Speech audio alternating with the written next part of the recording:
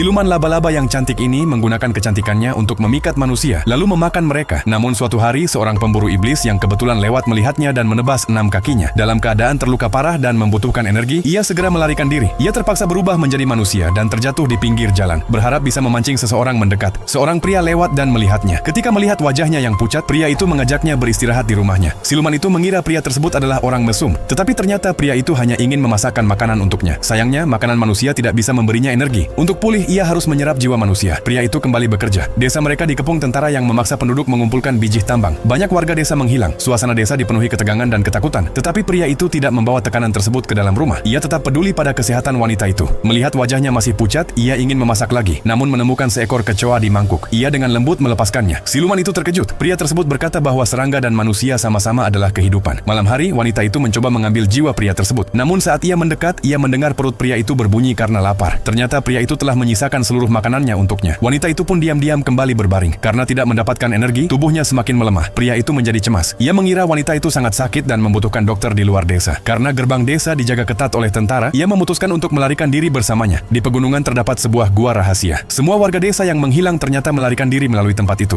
Namun pemburu iblis yang selama ini mengejar siluman laba-laba tidak mengetahui kebenarannya. Ia masih mengira para warga desa telah dibunuh olehnya. Ketika pemburu itu menemukan mereka, setelah percakapan singkat, pria tersebut mengetahui bahwa wanita itu adalah siluman. Namun ia tetap memilih melindunginya. Pemburu itu tidak mengerti mengapa ia melindungi seekor iblis. Percakapan mereka menarik perhatian tentara. Para prajurit menyerang. Wanita itu berhenti bersembunyi dan mulai menyerap jiwa untuk menyembuhkan dirinya. Jiwanya berubah merah, dipenuhi aura jahat. Saat pemburu iblis hendak menyerang, ia menggunakan jaringnya untuk menjebak mereka, lalu melarikan diri ke puncak gunung bersama pria itu. Pria itu memandangnya dengan penuh kekhawatiran. Ia tidak ingin wanita itu terus membunuh. Namun sebenarnya wanita itu hanya menyerap sebagian kecil jiwa, tidak pernah sampai menyebabkan kematian. Pria itu tersenyum lega dan menunjukkan jalur pelarian. Mereka memutuskan untuk melarikan diri bersama sebagai sepasang kekasih. Namun tentara kembali datang. Pria itu terkena panah. Wanita itu pun benar-benar kehilangan kendali. Ia menampakkan wujud asli laba-labanya dan melawan mereka. Pemburu iblis menghunus pedangnya dan memotong salah satu lengannya. Tetapi wanita itu tidak ingin melawannya. Ia hanya ingin membawa pria itu ke seorang tabib. Ia bersumpah akan tetap bersamanya selamanya. Saat itu pemburu iblis melihat bahwa jiwanya telah berubah menjadi putih dan penuh kebaikan. Ia pun menurunkan pedangnya dan membiarkan wanita itu membawa pria tersebut pergi. Sejak kejadian itu, sang pemburu akhirnya memahami, mungkin tidak semua iblis di dunia ini benar-benar jahat.